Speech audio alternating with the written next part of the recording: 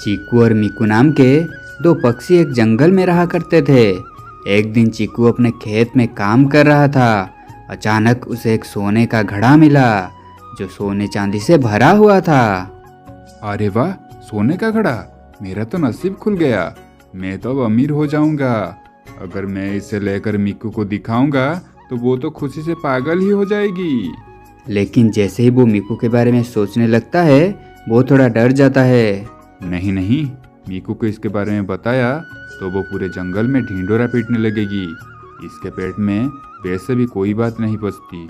हमारे खेत में सोने का घड़ा मिला, हमारे खेत में सोने का घड़ा मिला। अरे नहीं नहीं, ऐसा नहीं होना चाहिए। लेकिन मैं मीकू से इस बात को छुपाऊंगा कैसे? इतने बड़े घड़े को तो मैं अकेले उठाकर नहीं ले जा सकता। कुछ तो उपाय सोचना पड़ेगा। चीकू ने उस घड़े को फिर से मिट्टी में ढक दिया और उसी बात पर सोचते हुए वो घर पहुंचा। आज बड़े जल्दी घर लौट आए। मुझे जोरों से भूख लगी है, जल्दी खाना परोसो। मीकू ने खाना परोसा, लेकिन चीकू का ध्यान खाने में नहीं था। मीकू, मुझे भूख नहीं है, मैं बाजार होकर आता हूँ। बड़ी अजीब बात है, अभी तो कह रहे थे कि भूख लगी है। तबीयत तो ठीक है ना आपकी? हाँ हाँ, मैं ठीक हूँ। मुझे आने में देर हो जाएगी। तुम खाना खाकर सो जाना। चीकू बाजार पहुंचता है। वो बाजार से कुछ मछलियाँ और कुछ लाल रंग खरीद लेता है। फिर वो सारा सामान लेकर अपने खेतों में पहुंचता है। मुझे अब काम पे लग जाना चाहिए। चीकू अब उस लाल रंग को पानी में मिलाकर पूरी खेत में सिंचाई कर देता है। इसके बाद साथ लाई हुई मछलियों को वो खेतों में बिखेर देता है। अब ठीक है। रात को बड़ी देर से वो अपने घर पहुंचता है। अरे, मीकू तो सो गई है। अच्छा हुआ। मीकू, मीकू, उठो मीकू, तुम्हें कुछ बताना है। अरे जल्दी उठो। ओहो, क्या हुआ? आपको आने में तो बड़ी देर हो गई। कितना अच्छा सपना देख रहा था, आपने मेरा सपना तोड़ दिया। अच्छा, ऐसा कौन सा सपना देख रहे थे महारानी? वाह, क्या सपना था वो।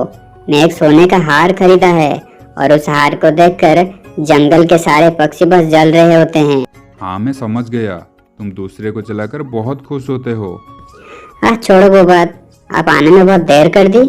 अरे बात ही कुछ ऐसी है। मेरे साथ खेत में चलो। अभी? इतनी रात को? कल सुबह चले जाएंगे। नहीं मीकू, अभी चलो। अपने खेत में बारिश हुई है। ये कैसे हो सकता है? यहाँ पर तो कोई बारिश नहीं हुई, आसमान भी साफ है। अरे पगली, वही तो बात है। बारिश सिर्फ हमारे खेतों में हुई है, वो भी साधारण बारिश नहीं, मछलियों की बारिश। आसमान से ढेर सारी मछलियाँ अपने खेतों में बिखरी पड़ी है। मछलियों की बारिश? आपकी तबीयत तो ठीक है ना? मैं बिल्कुल ठीक हूँ मीकू, अब चलो मेरे साथ। इसके बाद दोनों लालटेन लेकर खेत में जाकर पहुंचे। देखो मीकू, ये कोई साधारण बारिश नहीं थी। आसमान से लाल रंग का पानी टपक रहा था। मैंने उस पानी को एक घड़े में भरकर रखा है।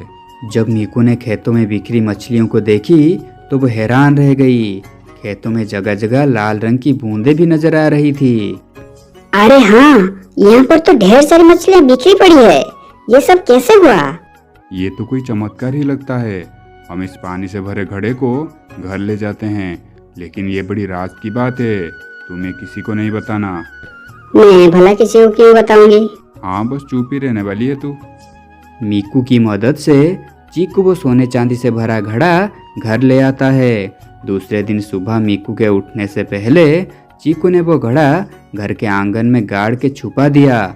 सुबह जब मीकू उठी वो चीकू के पास आकर उस घड़े के बारे में पूछने लगी। जी सुनते हो, वो घड़ा आपने कहाँ रखा है? घड़ा? कौन सा घड़ा? अरे वही जो रात को हम अपने खेतों से लेकर आए थे। मीकू की ये बात कुछ पड़ोसियों के कानों में पड़ती है और वो मीकू के आसपास जमा होकर उसे उस घड़े के बारे में पूछने लगते हैं। अरे नहीं नहीं, ऐसी कोई बात नहीं है। इसने कल रात को सपना देखा होगा। मुझे कोई सपना नहीं आया था। आप झूठ क्यों बोल रहे हो? कल रात को हम खेत में से एक बड़ा सा घड़ा लेकर आए थे ना? कल रात को? हाँ, कल रात को। पता है, कल रात को हमारे खेत में बड़ी तेज बारिश हुई थी। लेकिन कल रात को तो यहाँ पर कोई बारिश नहीं हुई। वही तो, बारिश सिर्फ हमारे खेतों में हुई थी, और वो भी कोई साधारण बारिश नहीं। आसमान से लाल रंग का पानी बरसा था। और पता है, ढेर सारी मछलियां भी आसमान से टपक कर हमारे खेतों में गिरी थी। वो घड़ा उसे लाल रंग के पानी से भरा हुआ था। मीकू की ये बात सुनकर सारे पक्षी हंसने लगे। मछलियों की बारिश, ऐसा भी कभी हो सकता है भला? ये जरूर पागल हो गई है। बहन, तुमने जरूर कोई सपना देखा होगा। चलो भाई, खाली पीले अपना समय बर्बाद हुआ। मछलियों की बारिश पागल कहीं की। अरे रोको जरा, सुनो तो, मैं सच कह रही हूँ। अरे सुनो तो, सच में मछलियों की बारिश हुई थी। अरे आप तो कुछ बोलो ना। मैंने तो पहले ही कहा था तुमने कोई सपना देखा होगा। अब जाने भी दो मीकू, जल्दी से मुझे नाश्ता दे दो, खेतों में जाने में देरी हो रही है। क्या सच में मैंने कोई सपना देखा था? अपनी पत्नी को पुटपुटाए हुए अंदर जाता देख चीकू मन ही मन मुस्कुराता है। इसलिए राज की बात हमेशा राज ही रहनी चाहिए, नहीं तो वो राज क्यों कहलाएगा। हा हा हा हा। ये कहानी एक खूबसूरत जंगल की है। मीकू चिड़िया और उसकी बेटी राधा उस जंगल में दूसरे पक्षियों के साथ रहते थे। एक रात मीकू, उसकी बेटी राधा और जंगल में अन्य पक्षी अपने अपने घर में आराम से सो रहे थे। अचानक सारे आसमान में अंधेरा छा गया। बिजली की गड़गड़ाहट से सारा जंगल कांप उठा। हवाएं चलने लगी और अचानक भारी बारिश होने लगी। बारिश और हवा की आवाज़ से मीकू की नींद टूट गई और उसने अपनी बेटी राधा को बुलाने लगी। अरे बेटी राधा, उठ जा, बहुत तेज बारिश और हवाएं चल रही है, लग रहा है कोई बड़ी विपद आने वाली है। ये सुनकर राधा उठ जाती है।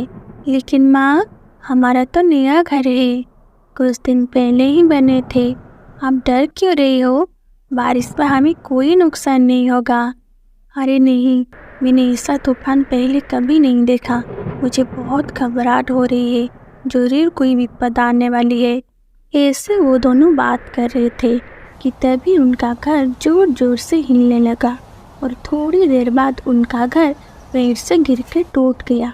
माँ बेटी की किस्मत अच्छी थी, वो सही सलामत घर से बाहर निकल आए। अरे बेटी, आप ठीक तो हो ना? हाँ माँ, मैं ठीक हूँ।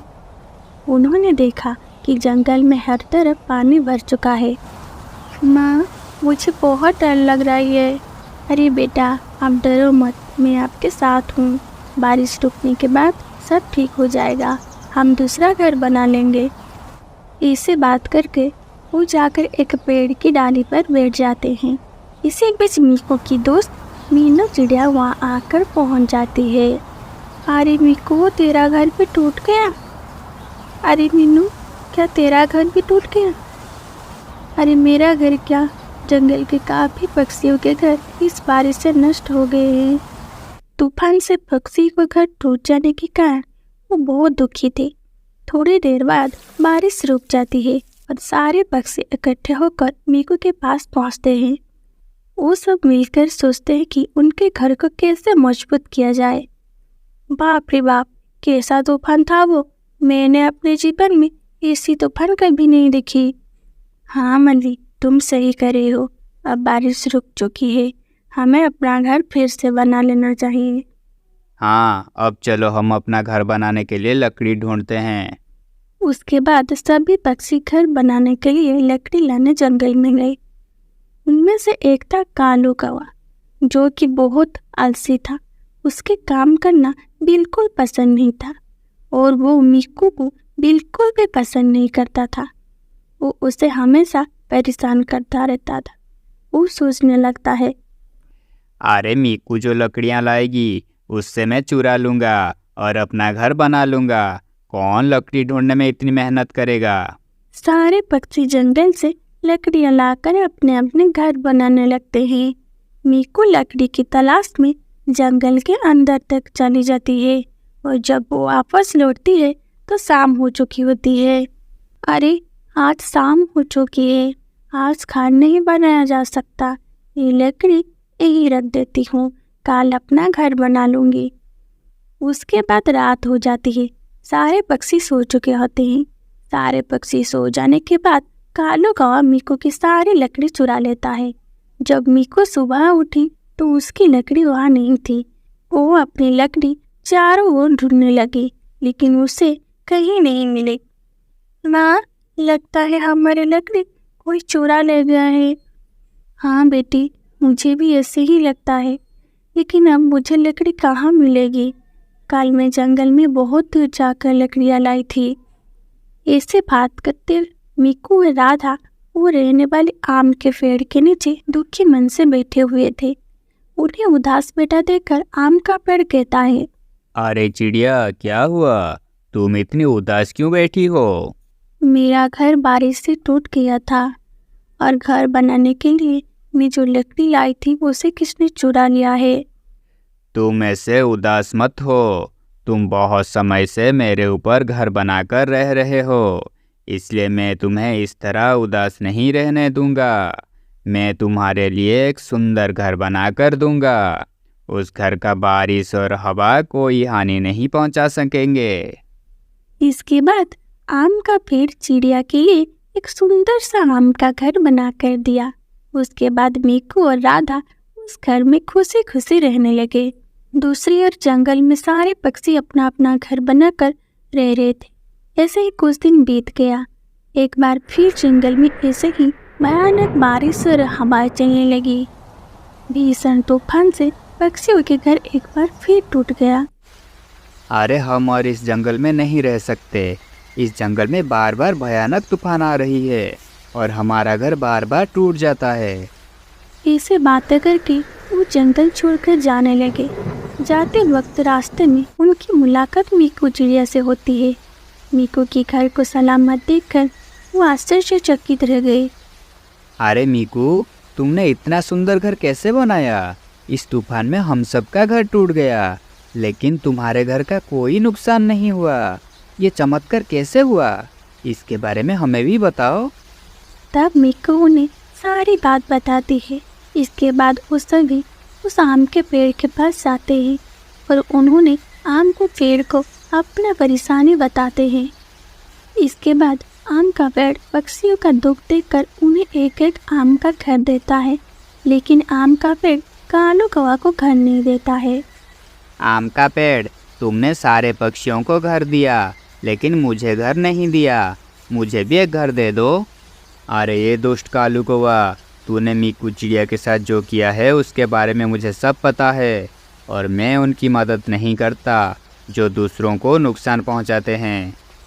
इसके बाद जंगल के सभी पक्षी आम के घर में खुशी खुशी रहने लगते हैं और उधर कालू कौवा बारिश में भीगता रहता है और अपनी गलती पर पश्चाताप कर रहा होता है। तो दोस्तों, इस कहानी से हमें ये सीख मिलती है कि अगर हम दूसरे को परेशानी में डालेंगे तो हमें परेशानी का सामना करना पड़ेगा। ये कहानी एक सुंदर जंगल की है।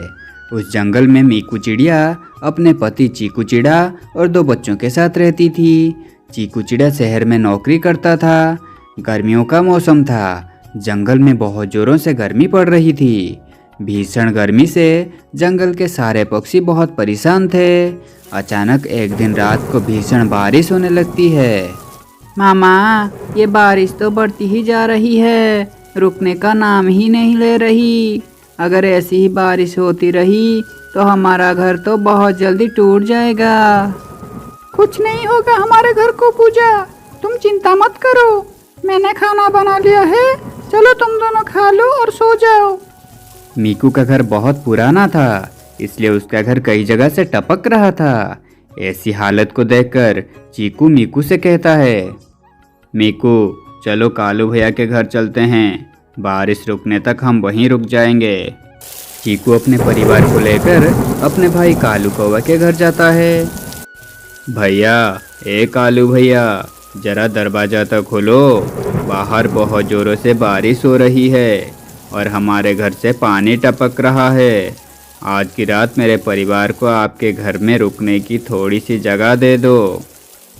क्यों रे, यहाँ क्या करने आया है? कमबख्त मेरी नींद खराब कर दी तूने। चला जा यहाँ से, मेरे घर में तुम लोगों के लिए कोई जगह नहीं है। अभी इतनी तेज बारिश में हम कहाँ जाएंगे? आपके भैया ने तो हमें रुकने के लिए नहीं दिया। इतनी बड़ी उनकी हवेली है, हमें थोड़ा सा भी जगह रहने के लिए नहीं दिया। अगर थोड़ी सी जगह रहने के लिए हमें दे देते तो उनका क्या चला जाता। तुम चिंता मत करो मीकू, मैं कुछ ना कुछ तो उपाय निकाल लूँगा। मैं अपने बच्चों को इस तरह से बारिश में भीगने नहीं दूंगा। चलो कहीं चलकर दूसरी ठिकाना ढूंढते हैं। चीकू चिड़ा अपने परिवार के साथ रहने के लिए इधर उधर जगह ढूंढने लगता है।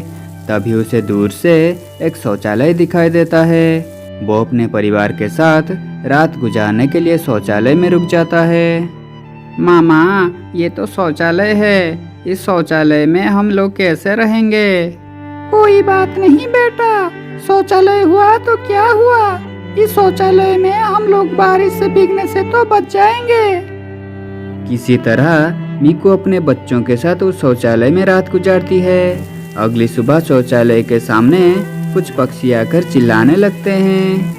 अरे पागल चिड़िया, तू इस शौचालय के अंदर क्या कर रही है? निकल अपने परिवार को लेकर यहाँ से। भैया, कल रात से मेरे घर में पानी टपक रही है, जिसके चलते मैं अपने परिवार के साथ यहाँ रह रही हूँ। मुझे यहाँ से मत निकालो। जैसे ही बारिश रुक जाएगी मैं अपने परिवार के साथ यहाँ से चली जाऊंगी। ये कोई रहने की जगह है, चल जा यहाँ से और कोई दूसरी ठिकाना ढूंढ लेना रहने के लिए। मीकू, इन लोगों से बहस करने की कोई फायदा नहीं। चलो हम बच्चों को लेकर कहीं और चलते हैं। दोनों पति पत्नी शौचालय से निकलकर एक पेड़ की डाली पर बैठ जाते हैं। बारिश के बूंदे उनके बच्चों पर बहुत तेजी से पड़ रही थी।